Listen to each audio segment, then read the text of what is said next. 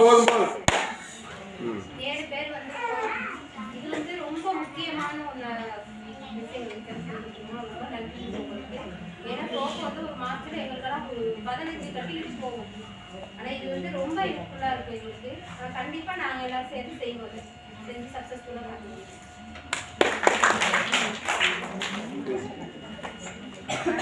பேசிட்டீங்களா? அங்கே யாரு? புளியாவத்தை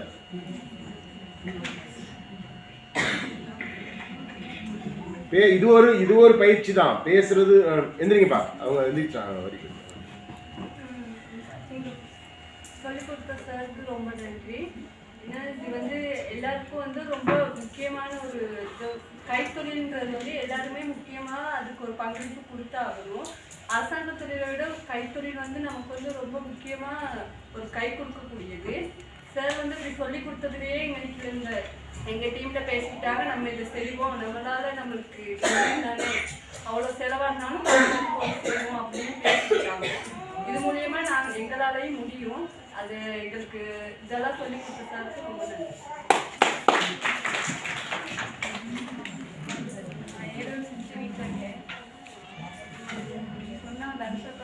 உங்களை யாரும் வீட்டில் சொன்னாங்க வந்து படிக்க வேண்டியது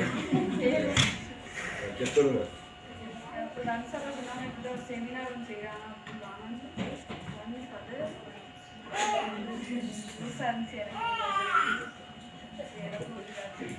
வெரி குட்.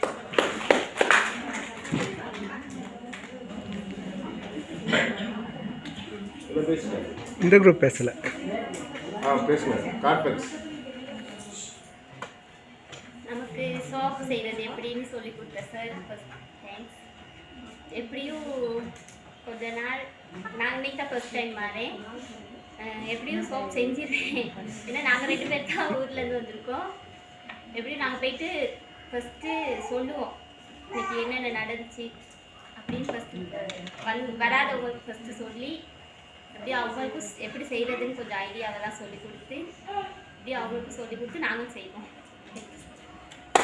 பண்ணி எது மூலம் செய்யலாம் அப்படிங்கிறது சொன்னார்.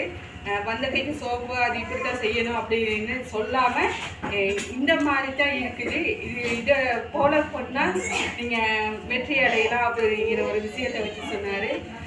மற்றது நிறைய விஷயம்னா அதை எப்படி இது பிஸ்னஸ் பண்ணுறது, எப்படி தேவையான பொருட்கள் அதில் இருந்து என்ன பாதிப்பு ஏற்படும், அதை எப்படி பக்குவமாக செய்யணும் அப்படிங்கிறத மார்க்கெட்டிங்கோட ரொம்ப இதாக சொல்லி கொடுத்தாரு. அதுக்கு நன்றி.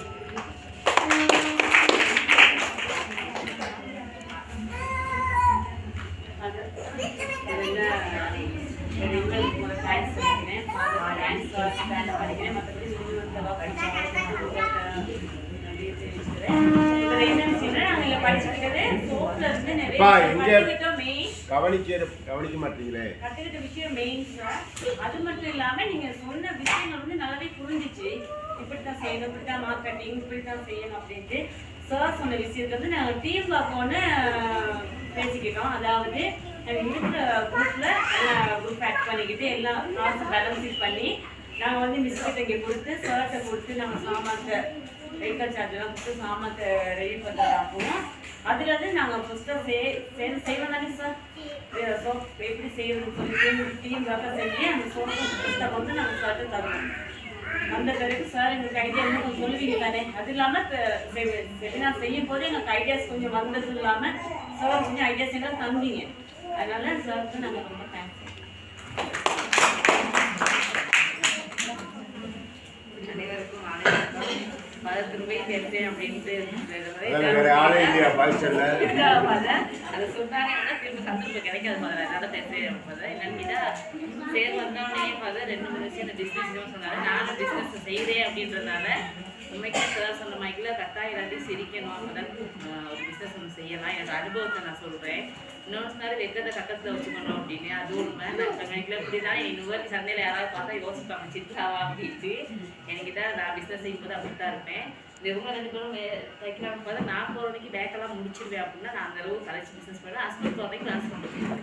இப்போ சார் முதல் ஸ்டார்ட்டில் சொல்லும் போதே என்னோட அனுபவத்தை அப்படியே நான் இதில் வந்துட்டேன். இதை வந்து செய்முறையாக சோப்பை மட்டும் இல்லை பிஸ்னஸே செய்முறையாக எங்களுக்கு சார் செஞ்சு காட்டிட்டாரு. எப்படி அப்படின்னு கேட்டால் முதல்ல என்னென்ன தேவைன்னு சொல்லிட்டு அதை செய்முறையாக சோப்பு செஞ்சு காட்டினாரு. அதே மாதிரி எப்படி பிஸ்னஸ் பண்ணலான்னு கடைசியாக சோப்பையும் பிஸ்னஸ் பண்ணி காட்டிட்டாரு. இதுலேயே சார் எப்படி பிஸ்னஸ் நான் விளக்கிட்டேன். முதல்ல பண்ணும்போது சாமானத்தை எடுத்துக்கொள்ளலாம், பஸ்ஸில் ஒரு ஆள் போயிட்டு வந்தால் எவ்வளோ சார்ஜ் ஆகும், வேனில் போயிட்டு வந்தால் எவ்வளோ சார்ஜ் ஆகும்னு அங்கே ஒரு பிஸ்னஸ் வச்சுட்டாரு. இப்போ இத்தனை பேர் வந்துருப்பாங்கன்றது அவருக்கு தெரியும் தானே. அந்த சோப்பை அவ்வளோ விற்றா அவ்வளோ தேவைன்னா அங்கேயும் ஒரு பிஸ்னஸ் சொல்ல வந்துட்டாரு. அப்போ அதனால அதை வந்து எங்களுக்கு சொல்லாமல் செய்முறையாக செஞ்சு காட்டாரு. ஒரு பிஸ்னஸ் எப்படி செய்யலாம் அப்படின்றது நான் ஏற்கனவே பிஸ்னஸில் இருக்கிறனால கொஞ்சம் கொஞ்சம் தெரியும். சார் பேசுனதுலேயும் கொஞ்சம் அவரோட அனுபவத்துலேயும் சார் சொன்ன மாதிரி தான். யாரும் நமக்கு 5000 கொடுப்பாங்க 10,000 கொடுப்பாங்கன்னா நம்ம தொழிலை செய்யாமல் இருக்கலாம். அவங்க அம்மாட்ட சொன்னேன்னு சொன்னார். காசு ஏதாவது வாங்கினா தொழிலை விடுவேனே. நானும் அப்படிதான் ஸ்டார்ட்டில் வைக்கப்படாமல் செஞ்சாலும் இன்னைக்கு நான் எப்படி இருக்கேன் பாலுக்கு தெரியலன்னு தெரியும். அதனால எதையுமே வைக்கப்படக்கூடாது. நமக்கு என்ன ஏதும் அப்படின்றத வச்சு என்ன செய்யலாம் அப்படின்றத நம்ம நினச்சி இப்போ காலையில் அந்த மெஷின் மெழுகுத்திரி மெஷினை கொண்டு வந்தோடனே நிறைய பேருக்கு ஐடியா இருந்தாலும் மெஷின் விலையை கிடந்து அழைச்சிருப்பாங்க இது எங்கடா செய்கிறது அப்படின்ட்டு. இது வந்து ஒரு சின்ன ஒரு முதலீடு தான். நாங்களாம் அதை அடிக்கடி கொண்டு போகிறதுனால சாமான் எடுக்கலாம் அப்படின்னு ஐடியா பண்ணிருப்பாங்க. கட்டாயமாக இதை வந்து எங்களோட வீட்டு பாவனைக்கு சரி கட்டாயம் முதல்ல செய்வோம். அதுக்கப்புறம் இது ஒரு பிஸ்னஸாக செய்யணும் அப்படின்றது எங்களோட ஆசையும் நம்ம வந்திருக்கணும் செய்யணுன்றது என்னோட ஆசை. செய்கிறது ரொம்ப ரொம்ப ரொம்ப எப்படி சொல்றதுக்கிட்ட ரொம்ப எங்களுக்கு தெளிவாக விளங்கப்படுத்தி விட்டாரு. பிஸ்னஸையும் சொல்லி கொடுத்தாரு. அதுக்கு ரொம்ப நன்றி.